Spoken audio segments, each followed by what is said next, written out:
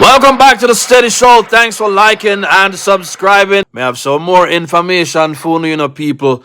See, yesterday we sent out a video there to show that Marky British donated, or as it says, supplied 20 million US dollars to the Bahamian government for some housing projects because they want to establish presence in the Bahamas. Now, that funding is a source of bother for a lot of people living in the Bahamas. When we looked at the article, it told us that the reason why them want to invest in the Bahamas is because of the devaluing dollar in Jamaica. You remember that little problem there that was created in the 90s? That little problem, that little FinSac problem from which DB and G benefited, and then they closed that firm down and they became Proven Wealth. Well, Proven Wealth has a problem again, and we are concerned because we want to know why is it that the IC is not looking into the practices of Mark Golden and Proven Wealth. We need an investigation on Mark Golden for illicit enrichment and money laundering. When we find out to then choose the Bahamas, one of the first things I wanted to figure out was, what is the Bahamas known for? Is the Bahamas known for money laundering? Now let's get it clear. What is money laundering? Wash money, hide money, not reveal the true source of money. So, say for instance, you make a whole heap of money through narcotics and you want to hide the money. You can invest it in maybe real estate or one of those things which is known to be a real source of hiding dirty money. So they chose real estate. So we are talking about 3 billion Jamaican dollars. So a subscriber came yesterday and he was pointing out possible reasons why them a hound Andrew wholeness and a galang like I say Andrew a benefit from illicit enrichment, when in fact the indicators point that a Mark Golden. Then we receive another explosive voice note from the patriotic subscriber that spoke on the show yesterday. Big up yourself. And this other individual, it almost sounds as if it's the same person that's talking, because this person corroborates everything that the subscriber was saying, plus add some more. This voice note should put a lot of things in perspective as to what really are going on the ground. Save Jamaica. We're saving Jamaica. We're saving Jamaica together. Labor rights. Make sure to share them video. Yeah. Me go set the foundation for what the voice note says by giving you a peek into the Bahamas, why money laundering is easy in the Bahamas. And I won't be long. And then I play the voice note. This was written in 2017. So in July, a highly critical official report on one of the world's leading tax havens, tax breaks and all of that kind of stuff, the Bahamas, was published by the body that tracks money laundering and organized crime. Perhaps because everyone was on holiday in the northern hemisphere, it received limited attention outside of local media, and only Jamaica alone people not read. But for anti-corruption activists and anyone interested in issues of illicit financial flows, is that where Mark got illicit enrichment? How the proceeds of crime and corruption move around the financial system, it is essential reading. The local financial services industry promotes the Bahamas as one of the world's principal financial centers, and it has been successful. Bahamas banks holds assets of 279 billion US dollars, 95% of which are in the offshore banking sector. Over the years, various sources, including the U.S. State Department, have regularly flagged its banking sector as being at higher risk of money laundering, in particular as it regards foreign tax evasion. You know who don't like pay taxes? Who don't have no house in a Jamaica? Who have money hide off all in a trust?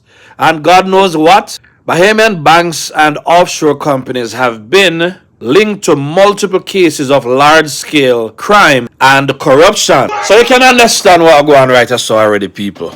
Take a look now why it's sweet for bring money to Bahamas. Limited law enforcement capacity. Law enforcement agencies in the Bahamas lack the capacity to effectively pursue money laundering, such as specialized human resources to conduct investigations. And then not gonna send out nobody like IC, no international forensic, nothing like that. But I see how Mark Golden hiding money with spot, they're not strict with the financial laws, but he might use the IC for track Andrew. What kind of man is this? Sanctions are rarely used on paper. The Bahamian authorities have the supervisory powers they need to provide oversight of the financial sector. However, the report notes that the application of sanctions is too limited and administrative fines are rarely used. Virtually no convictions for money laundering. But in Jamaica, we want to oust a prime minister because he was accused mainly for what? Trading accounts and parents' accounts and all of them. There's something there. You see what going on in Jamaica right now. Jamaica people wouldn't need for wise up. Virtually no convictions. There is limited judicial action in the Bahamas against dirty money, with no money laundering conviction for the period under review. So I see on a need for investigate, Mark, including no convictions for foreign tax evasion. Banks file few suspicious transaction reports. Unlike the Integrity Commission, financial institutions are supposed to file a report with authorities if they encounter any suspicious transactions. The report expresses concern about the low number of suspicious reports in the Bahamas, in particular, in the context of the substantial size of the financial sector. So, right as so people, you see, say, them scan out which part is good for them, put them money safe, not investing in Jamaica, but down at Jamaica, literally trying to start a civil war to overthrow the government. My view on the matter concerning the attack on the Prime Minister, Andrew Holness, is that what the PMP is doing is creating a sham, a false agenda, because they know that they don't have anything. PMP is making a lot of noise about this thing.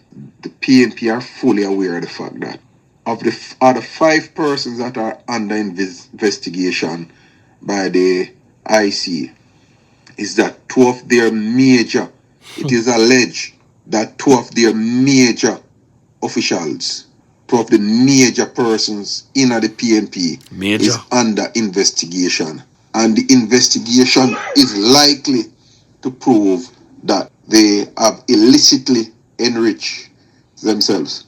So right now they are trying to create a stink around the Prime Minister so as to throw off the attention on themselves and to use it as a form of damage control when it arises. I believe that the PMP, in their best interest, wants an early election before the investigations are completed.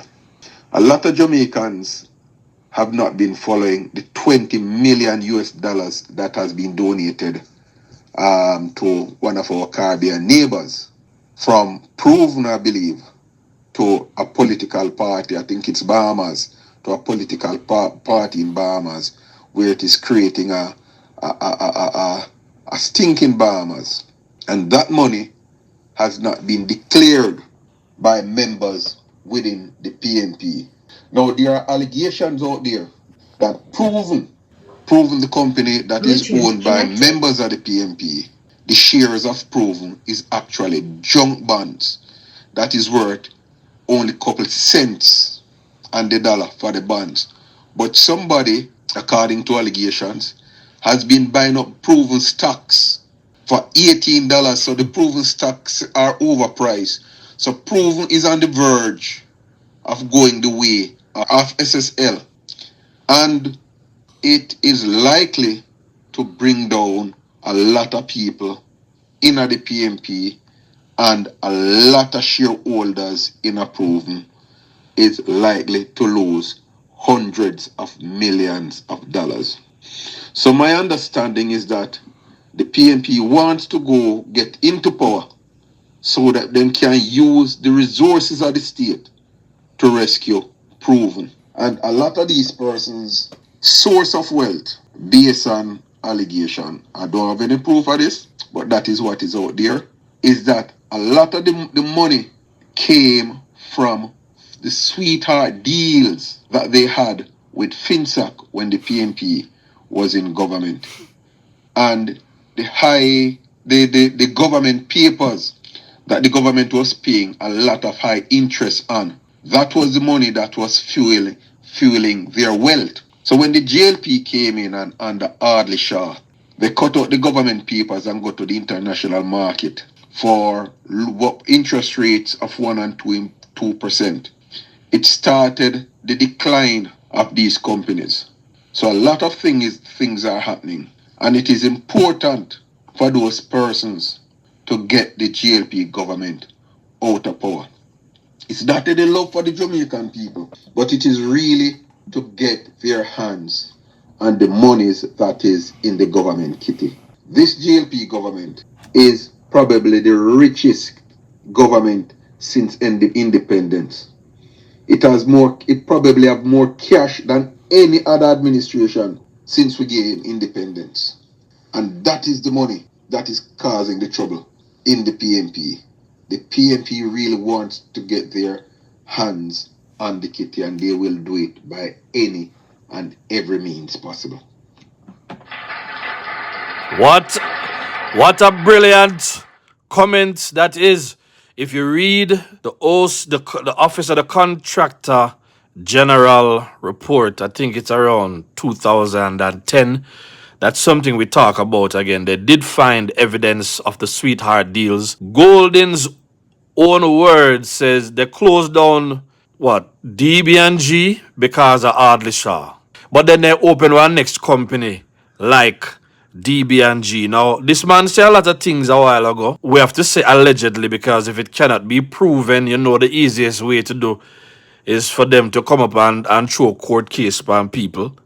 But it's very concerning, and I do believe that with this background information, hearing what the caller had to say yesterday, it really tells you that there are a lot of things going on behind the scenes.